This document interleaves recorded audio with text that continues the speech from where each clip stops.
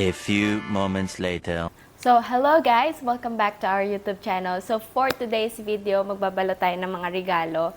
So, yan, medyo madami-dami itong babalutin natin. At dahil madami-dami din ang mga kaibigan ni Mary dito sa Laos. So, yan. And, may na-print na rin ako dito ng mga Christmas cards ni Mary. Ayan. So, printin ko lang to guys. And, yan, nalagyan ko na din yung mga pangalan para hindi ako malito. Kasi bawat laruan, nilagyan na namin ng pangalan nung binili namin. So, para hindi kami malito. Ayan, guys. Pero parang nabubura na siya. So, hindi ko sure kung mababasa pa ba yung mga nilagay namin mga pangalan. Yung iba naman, kita pa naman. So, ayan. Umpisahan na natin, guys. At meron din akong pinamili dito na para sa bahay. Like, this. So, bumili ako ng unan para dito sa sofa. Para dito sa upuan. Para naman magmukha namang Christmas ang ating, di ba, tahanan. Ayan. Diba? Ang cute. So, maya-maya na to. Ilalagay ko lang siya dyan. So, unahin ko muna yung mga laruan. Kasi habang tulog pa si Mary, para para walang magugulo dito sa atin habang nagbabalot tayo. Kasi medyo maaga din nagising si Mary kanina kasi masama yung pakiramdam niya kaninang umaga. Ayan, so hayaan lang muna natin siyang mag-chill. Hayaan lang muna natin siyang matulog. And it's 3 o'clock in the afternoon na guys. Dapat sasamahan ako ni Isay magbalot pero may pinuntahan sila. So, feeling ko me, myself, and I lang ang magbabalot nito. So, yan. Get ready, guys. Samahan niyo ako. Ayan. So cute. Tanggalin na natin ito. Ito, binili namin sa D-Mart. Ano siya? 101,000 feet.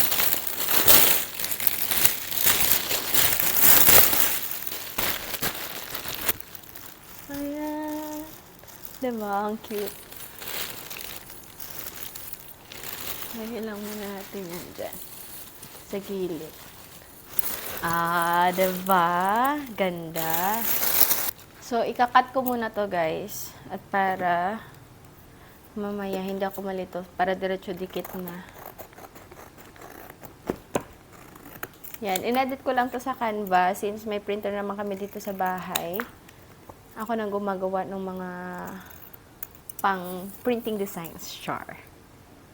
So, 30 na kids yung bibigyan namin. Hindi naman lahat. May mga teenagers din, mga anak ng mga kaibigan namin dito sa Laos na matagalan namin kilala. So, yan. Diba, ang dami nila? 30. Dahil magpapasko na nga, yung iba kasi uuwi din ng Pilipinas, yung iba mag-out of town sila, mag-out of the country. So, yan, kailangan na namin ibigay ng maaga yung ibang mga regalo.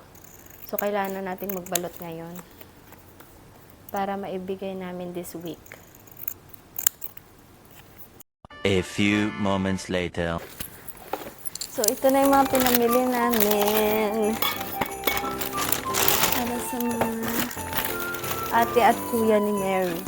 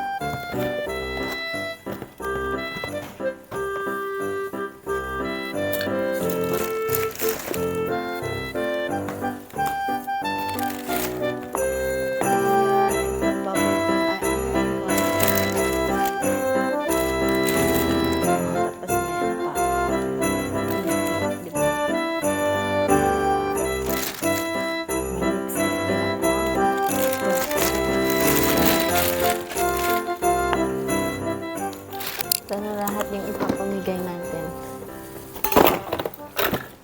Ayan.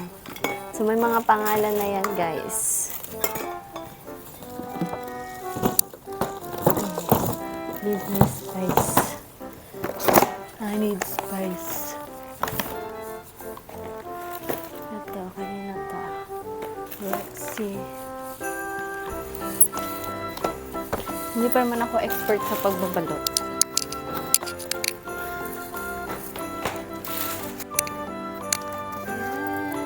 Let's start, guys. Paano natin ito babalutin? Ayan, guys. So, mag-start na ako magbalot sa wakas. Mauumpisahan na din.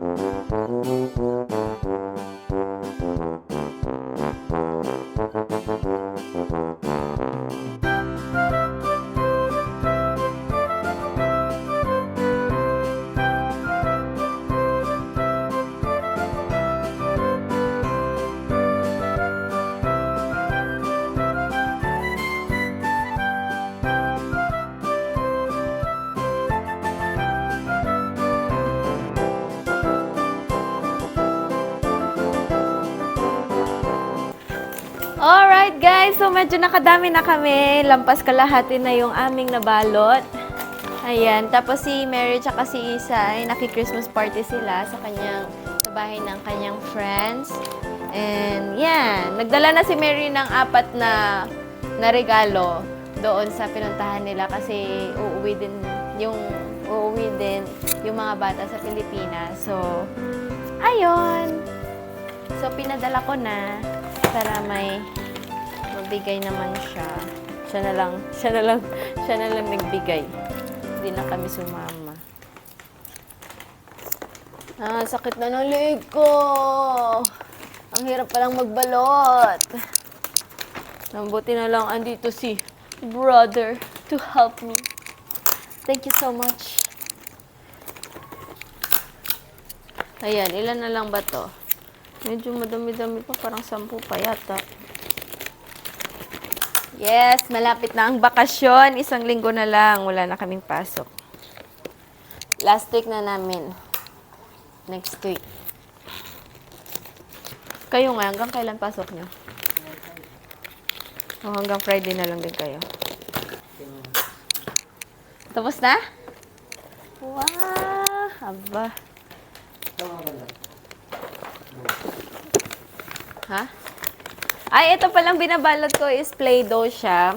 So, 12 pieces na, 12 containers of Play-Doh, tas different colors. Ito, yung pagbibigyan ni Mary nito is yung kapitbahay namin dati, ang kanyang kumaring Ella. Ayan. Yung kapitbahay namin before. Kailan kaya namin ito ibibigay? Siguro yung iba, ibibigay na namin 19 siguro mga sa birthday ni Mary.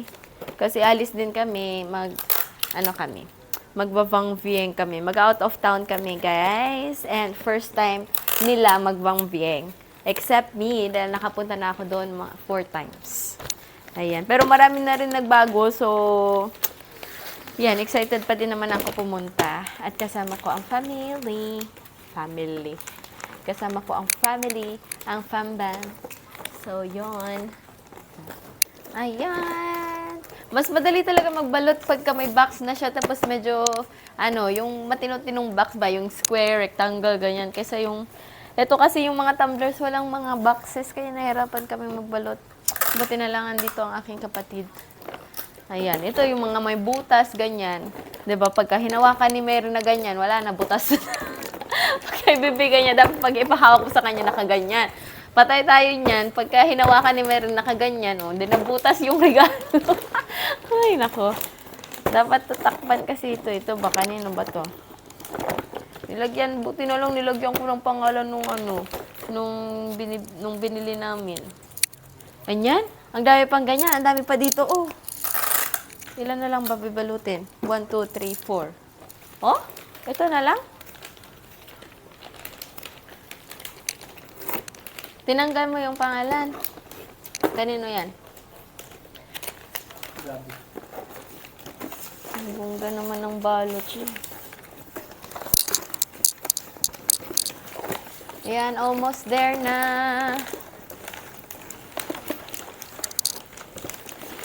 Meron pa 2, si Bill. Ayan, sino yan? Si Gab. Ayan, si Gab. Ito kay Bradley. Ayan.